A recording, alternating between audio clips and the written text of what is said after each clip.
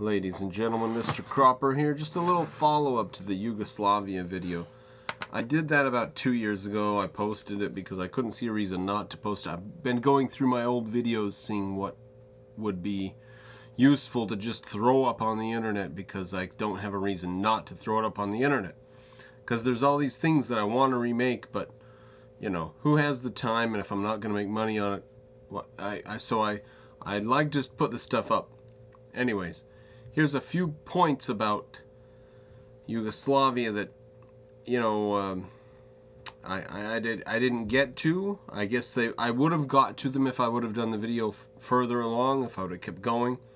It just felt disjointed, and I should have spent 20 or 30 minutes on the information I did 6-minute video on. So, but here's a couple things I would add.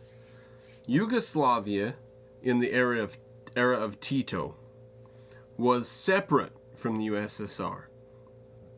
Stalin hated Yugoslavia.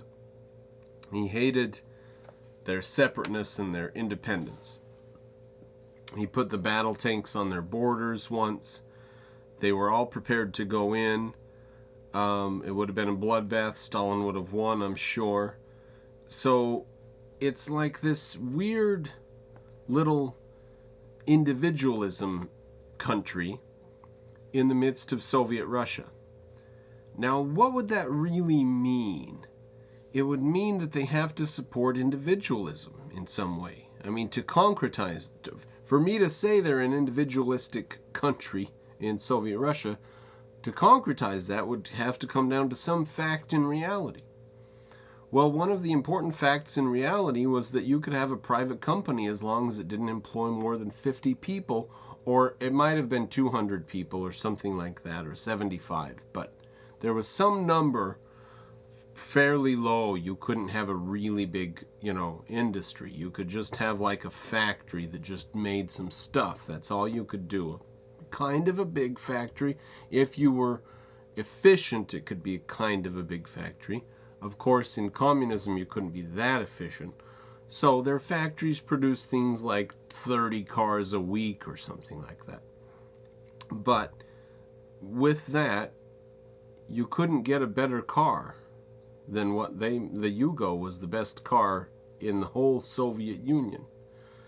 So with whatever they were doing, it was better than anything else going in the Soviet bloc. They were separate from the Soviet Union, and they survived on what little teeny bit of individual freedom they would allow. And that was their identity. That was what preserved them. Probably that freedom and the freedom of talking and so on is what allowed the Muslims to become so strong. And so in the 80s and 90s, you get what turned into the terror of Bosnia and Serbia-Herzegovina, all that nonsense that happened. And America had to go in and save the Muslims from mass slaughter. Europeans wouldn't do it. We said, just please go bomb these columns of tanks that are going to kill Muslims, please. And the Europeans wouldn't. Now, maybe the Europeans knew something we didn't, but back in the early 90s, we just thought, you can't slaughter a bunch of innocent Muslims, Maybe the Europeans knew a little bit more about what was coming down the road. But either way, we protected the Muslims, we saved them from mass slaughter. That was at the end of the Yugoslav, when it was falling apart.